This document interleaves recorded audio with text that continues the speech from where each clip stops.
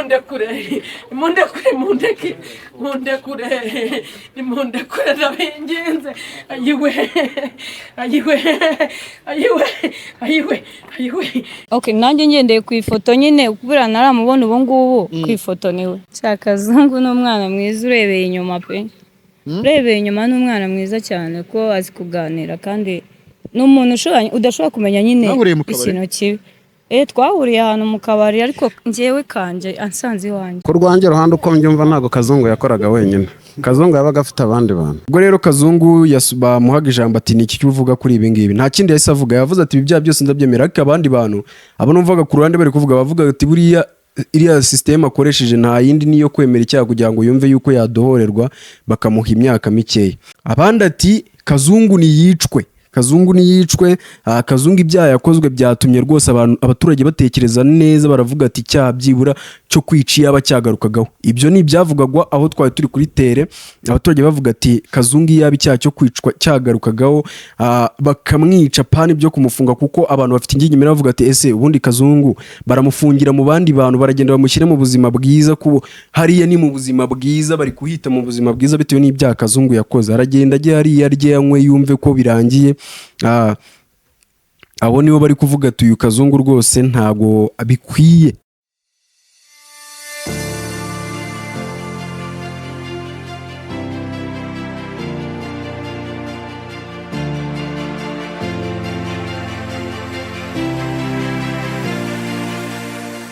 Yes, ndagusuje kandi nguhe n'ikaze wo kurikirana ibiganiro bya Day to Day. Njye umva Derrick.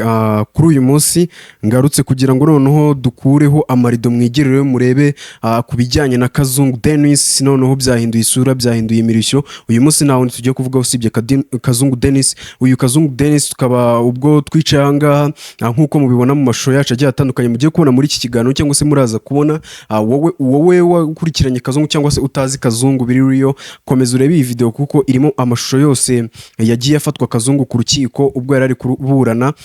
Rero ubu tuvugana tugiye kujya mu isesengura ry'uru rubanza uko rwari rumeze imbere mu rukiko. Mu by'ukuri ni urubanza rwari rukomeye, ariko nanone rutari rukomeye cyane kubera yuko Kazungu yatunguye abantu cyane. Kazungu ubwo yashyikaga ku rukiko yaje hafi mu masaa 3 gutyo.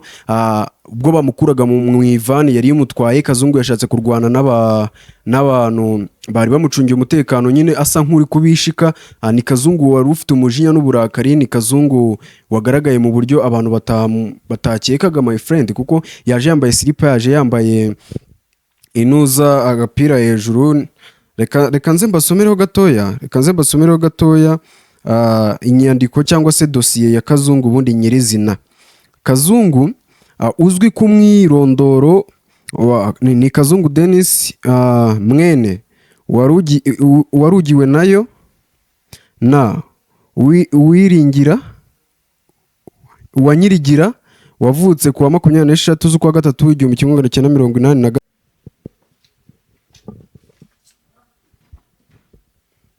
Yes, ndagusuje kandi nguhe n'ikaze wo kurikirana ibiganiro bya Day to Day. Njye umva Derrick. Kuri uyu munsi ngarutse kugira ngo noneho dukureho amarido mwigirire murebe ku bijyanye na Kazungu Dennis. Noneho byahinduye isura, byahinduye imirishyo. Uyu munsi nawe tugiye kuvuga usibye Kazungu Dennis. Uyu Kazungu Dennis tukaba ubwo twicaye ngaha nkuko mubibona mu mashusho yacu agiye atandukanye mugiye kubona muri iki kiganiro, cyangwa se muraza kubona wowe wakurikiranye Kazungu cyangwa se utazi Kazungu biriyo, komeza urebe iyi video kuko irimo amashusho yose yagiye afatwa Kazungu ku rukiko ubwo yari ari kuburana. Rero ubu tuvugana tugiye kujya mu isesengura ry'uru rubanza uko rwari rumeze imbere mu rukiko. Mu by'ukuri ni urubanza rwari rukomeye, ariko nanone rutari rukomeye cyane kubera yuko Kazungu yatunguye abantu cyane. Kazungu ubwo yashyikaga ku rukiko yaje hafi mu masaa 3 gutyo. Ubwo bamukuraga mu ivani yari imutwaye, Kazungu yashatse kurwana n'abantu bari bamucungiye umutekano nyine asa nk'uri kubishika. Ni Kazungu wari ufite umujinya n'uburakari, ni Kazungu wagaragaye mu buryo abantu batakekaga my friend, kuko yaje yambaye slipper, yaje yambaye inuza agapira hejuru. Reka nze mbasomereho gatoya inyandiko cyangwa se dosiye ya Kazungu ubundi nyirizina.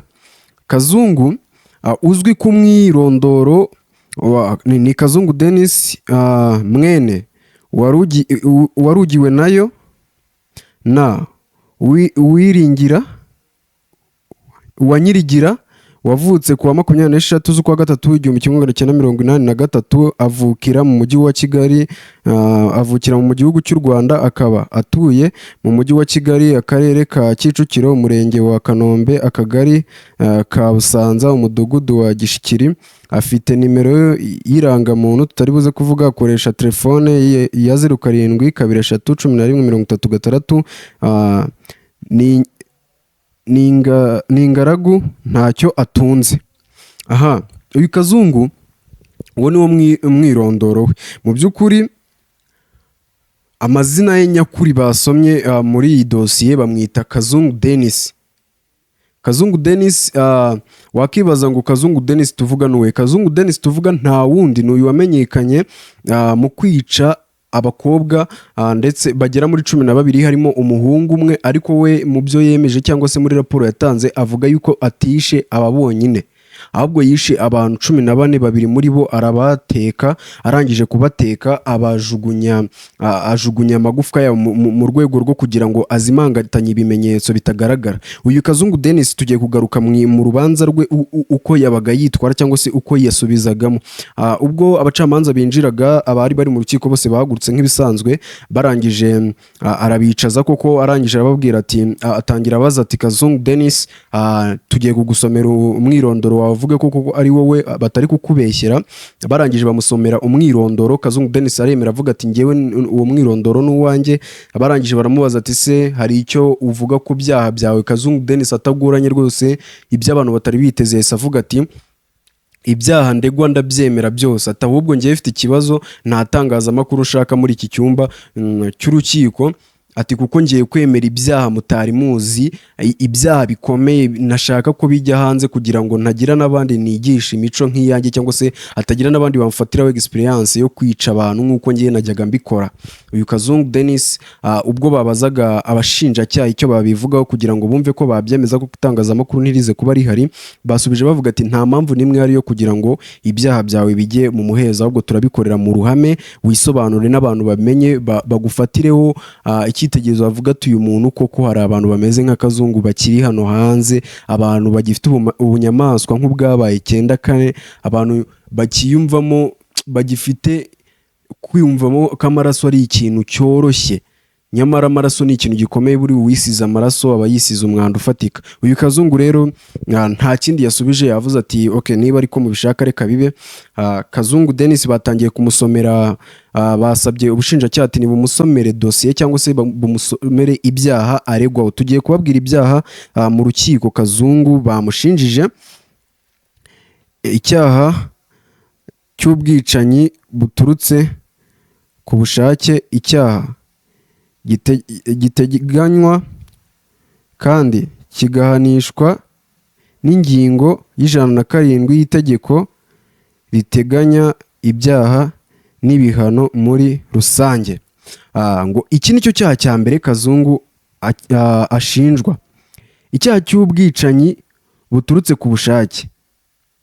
Icyaha cy'ubwicanyi buturutse ku bushake mu by'ukuri ukuntu twagisobanura, ni icyaha nyine Kazungu abo yishe bose yabicaga ku bushake bwe, nta muntu wamutumaga, nta force yabaga ihari ngo bari kumuforcinga, na pushing, nta muntu n'umwe bari bafitanyijemo mu by'ukuri wigeze bazana ngo bararegamo ngo iki.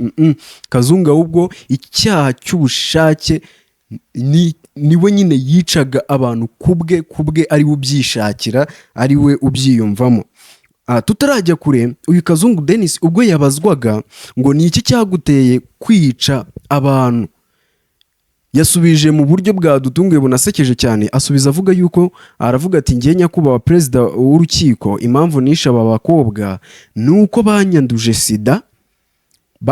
sida mu buryo mu buryo bwabo bashaka babishaka babyiyumvamo, bari babizi ko banyanduje sida, nanjye ndangije ndabica. Wakibaza njye abo bantu nahise nibaza ngo ese niba barakwanduje sida, abakobwa 12 bose bazaga, buri muntu yazaga ateramo agace k'agakoko kanduza sida, hanyuma biza kwikusanya bivamo ako gace kuzuye ku buryo ki numva bakita agakoko kanduza sida. Bivuze ngo buri muntu yazanaga agatonyanga kako gakoko akakamushyiramo. Kuko my dear avuga yuko impamvu yabishe ari uko bamwanduje sida. Nkibaze rero abakobwa 12 bose, cyangwa se nk'uko bavuga abakobwa 12, how ni gute bose bamwanduje sida? Niyo yari kwica uwo wayimwanduje ntawamenya, cyangwa wenda ubwo ashobora kuba yabivuze kuko ubwo wenda yabishe after yo kuryamana nabo bose. Reka tubifate gutyo nta kibazo. Tujye ku cyaha cya kabiri, icyaha cy'iyicarubozo giteganywa n'itegeko n'ingingo y'112 gihanishwa n'ingingo y'113 y'itegeko riteganywa n'ibyaha n'ibihano muri rusange. Hano batubwiye ngo icyaha cy'iyicarubozo. Icyaha cy'iyicarubozo rero twagisobanura gute? Icyaha cy'iyicarubozo mu by'ukuri Kazungu yakwicaga mu buryo bubabaje. Mu bintu yakoresheje yica harimo aho yakoreshaga ikintu cyatangaje abantu mu bikoresho yakoresheje yica harimo ikaramu. Mu by'ukuri hari akantu katunguranye mu rukiko ngo Kazungu icyaha cy'icarubozo yafataga ikaramu akayiseseka mu zuru ry'umuntu. Nyumvira icyo kintu, ibaze byonyine ku bantu bajya barwara agapfura, murabizi kuguhara hari ikishokoro bazana bakakuvuruguta mu zuru. Can imagine noneho ukuntu kiba kimeze wumva ewana wenda gusara. Can imagine gufata ikaramu umuntu akayigucomeka mu zuru. Ego umuhanya w'umugome we. Kazungu ni imbwa ya danje, tutari buze no gutindaho cyane. Reka nze ngusomera icyaha cya gatatu. Umva ibyaregwa byose no musani aregwa ibyaha byinshi rwose kurenza, menya ari nawe muntu urezwa ibi byaha byinshi gutya kuva. Reka twigire ku cyaha cya gatatu, icyaha cyo gukoresha undi imibonano mpuzabitsina.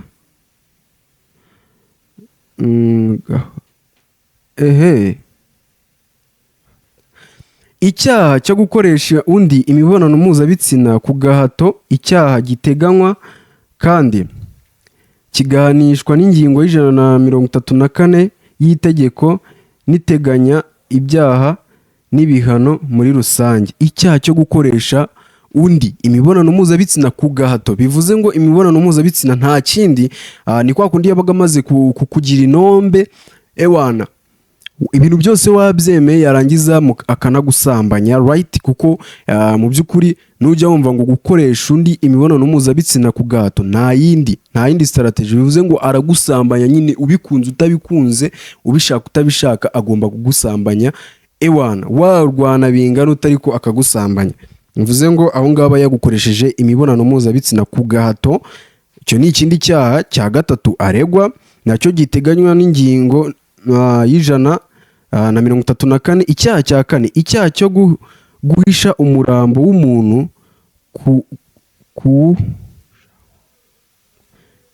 icyaha cyo guhisha umurambo w'umuntu umwanya w'umubiri cyangwa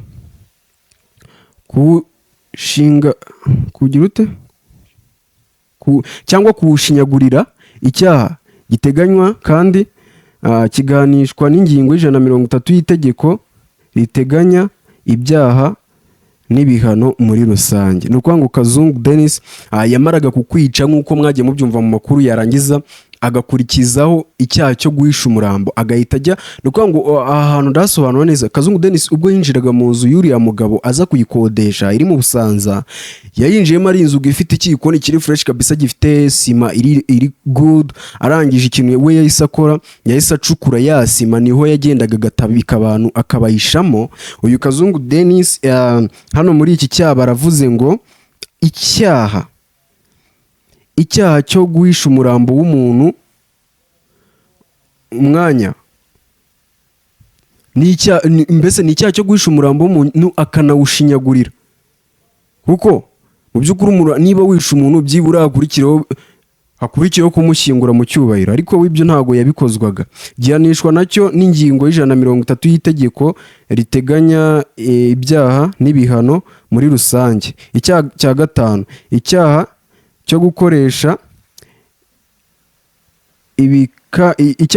ibikangisho. Icyaha giteganywa kandi kiganishwa n'ingingo ya 128 y'itegeko niteganya ibyaha n'ibihano muri rusange. Icyaha cyo gukoresha ibikangisho. Icyaha cyo gukoresha ibikangisho ubwo ni handi batubwiraga ipensi, batubwiraga ikaramu, batubwiraga uduki, harimo ibikoresho koko nabyo buretse agiye turabisoma nituza gusanga amasaha atagiye. Icyaha cya gatandatu aricyo icyaha cyitwarwa n'ifungiranwa ry'umuntu bitemewe n'amategeko. Icyaha giteganywa kandi kiganishwa n'ingingo y'151 y'itegeko riteganya ibyaha n'ibihano muri rusange. Icyaha nyine cyitwarwa n'ifungiranwa bitemewe. Mu by'ukuri ubwo ni kwa kundi right yashoboraga kuguhamagara, ubwo aho ngaho tubasobanura neza, ni kwa kundi yaguhamagaraga kuri phone akaba wenda yakubwira utugambo twiza ukajya kumusura, then akaba yagufungirana, ariho havagamo rwa rupfu bya byose mwagiye mwumva. Tukajya ku cyaha cya karindwi, icyaha cy'ubujura bukoreshejwe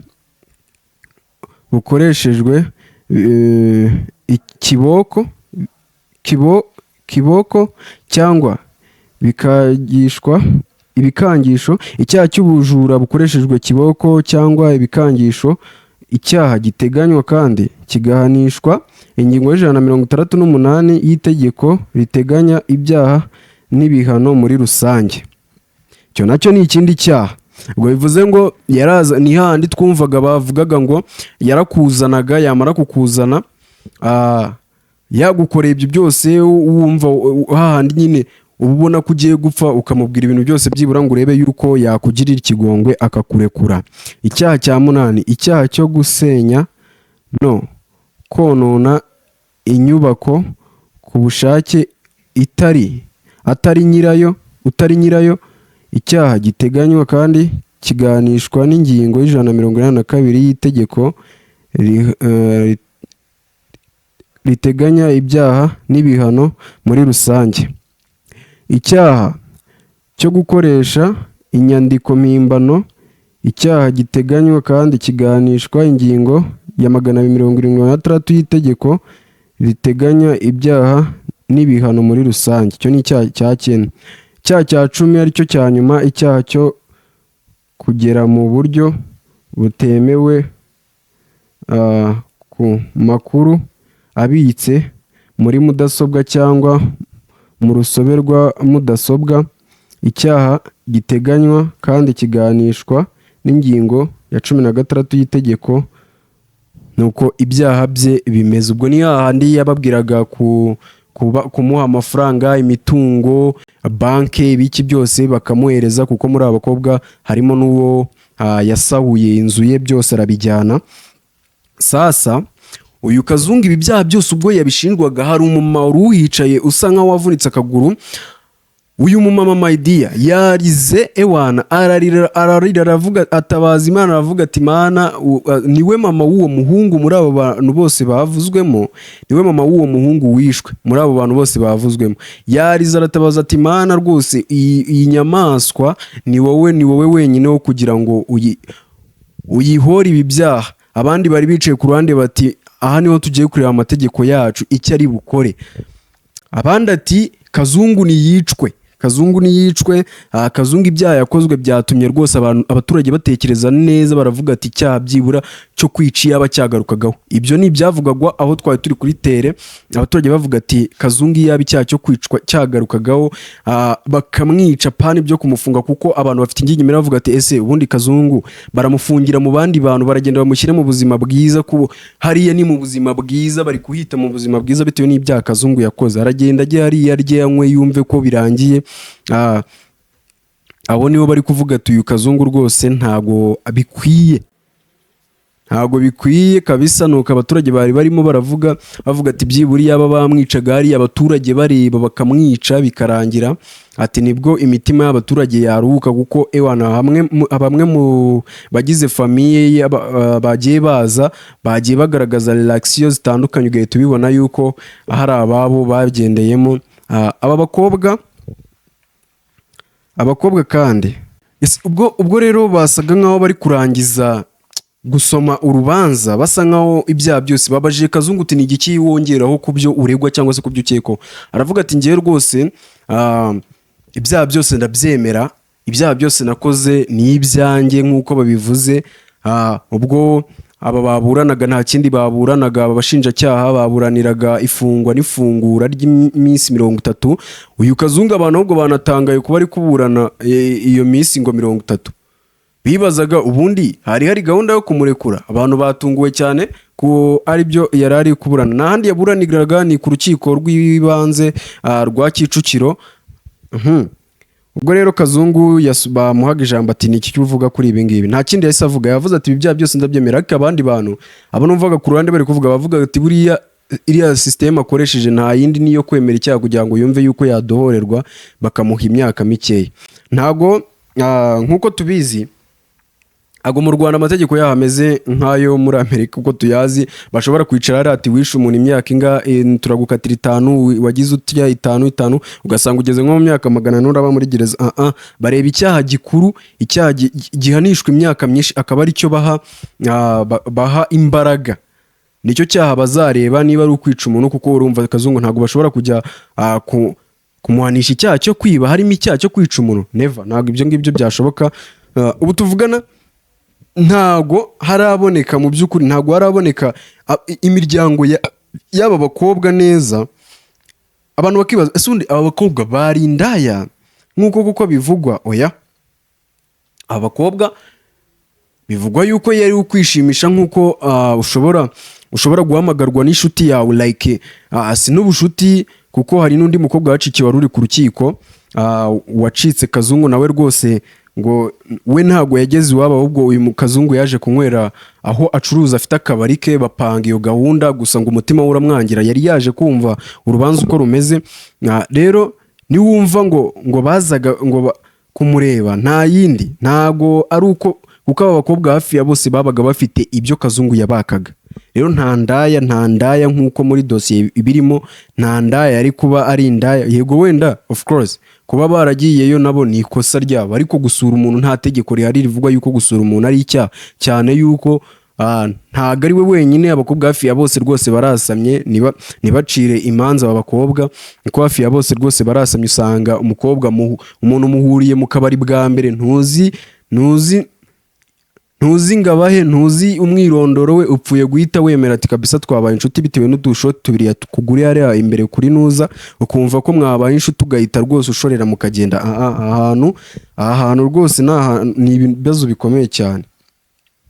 Uyu Kazungu rero ubwo yagezwaga ku rukiko, nta kindi yubikaga umutwe ngo ntagashaka k'itangazamakuru rimwota. Ewana rya mwose bari bawuzuye, nta kinyamakuru kitari gihari, nta kinyamakuru kitari gihari cyo mu Rwanda kabisa.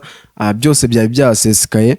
Nta gihindutse rero n'uyu Kazungu, twari turi kuba update y'ibyiwe uko byari bihagaze ku rukiko rw'ibanze rwa Kicukiro. Nta gihindutse, ibintu byose bizajya bigenda bihinduka kuri Kazungu. Ubagiye gufunga iminsi 30, ntago biremezwa neza ko ntago tubizi neza. Anyway, ariko ibyo ari byose agiye gufungwa right, nta kindi, nta zindi negotiation, kuko ubwo basaga nk'abasoje twese twisohokera kugira turwana no gufata amashusho Kazungu, ntago ibikurikiraho twabyumvise neza. Gusa ibyo ari byose 30 agomba kwiryayo rwose, agomba kwirya. Akaba biga ku bindi bihano bikomeye, bashobora guhitamo urupfu cyangwa se n'ibindi ntawamenya. Byose ni iby'ubushinjacyaha cyangwa se n'ubucamanza, byose ni ibyabo kugira ngo bigeho barebe igikwiye. Akomeza ugira ibihe byiza aho uri hose. Iyi ni day to day kugezaho amakuru umunsi ku munsi. Ngewe uba wumva kuri iyi kamera cyangwa se kuri YouTube channel ni Derrick Igisubizo, cyangwa se Igisubizo Derrick, biterwa nuko ushaka kumumagara. So komeza ugira ibihe byiza, ugira umunsi mwiza aho uri hose. Ibiganiro byacu byo nakagaruka kuri YouTube channel. Gira umunsi mwiza. Ciao ciao.